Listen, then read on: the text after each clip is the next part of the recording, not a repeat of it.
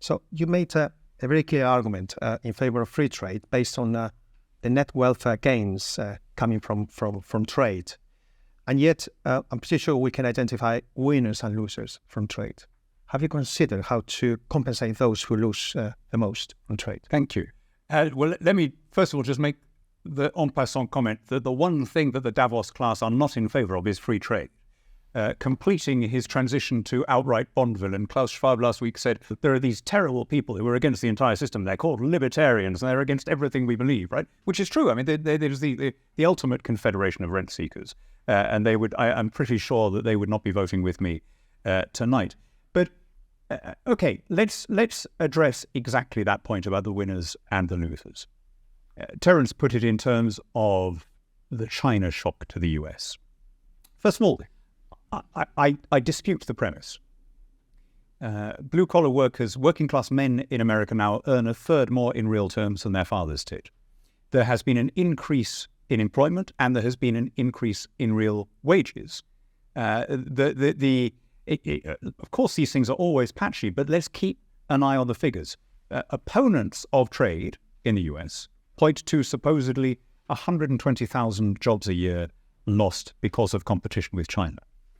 Even if we take that figure at face value uncritically, it is a rounding error when we consider that 60 million jobs every year are lost because of technological advance, and a greater number of jobs is created every year because of technological advance.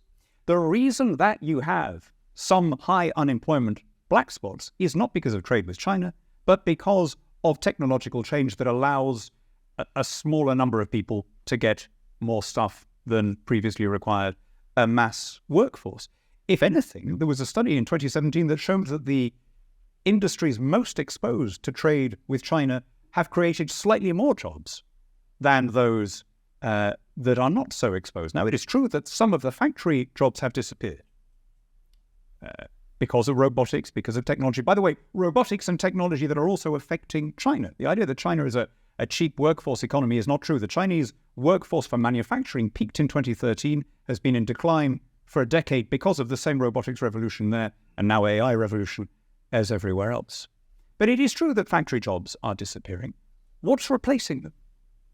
Not more factory jobs, but better jobs, better and better paid jobs in research, in marketing, and so on, as we move up the production chain and as some of our jobs are left to machines.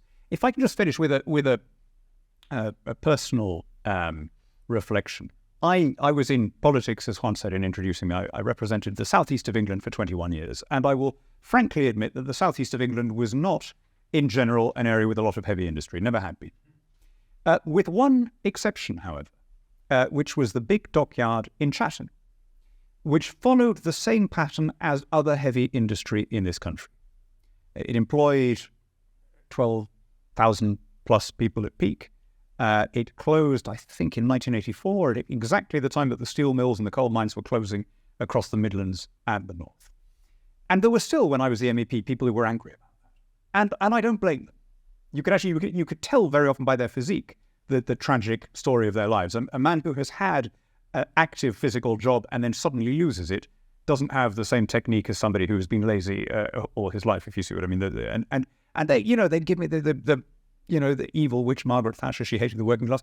Who wouldn't be angry if you had a perfectly good job as a welder and you lost it in your 40s, or and then you were going to be a security guard, right? But it is only fair to tell that story right through to the end. Going into the pandemic, the unemployment rate in the constituency that contained the shipyard at Chatham was 1.2%.